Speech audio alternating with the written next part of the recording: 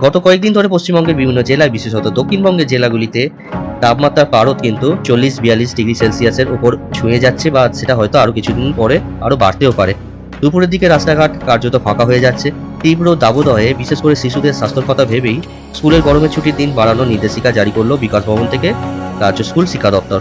কবে পর্যন্ত বন্ধ থাকছে স্কুল, কবে খুলবে আবার ক্লাস, এই 13ই মে পশ্চিমবঙ্গের স্কুল শিক্ষা দপ্তরের তরফ থেকে প্রকাশিত বিজ্ঞপ্তি অনুযায়ী যেটা বলা হচ্ছে যে এক্সটেনশন অফ সামার ভ্যাকেশন।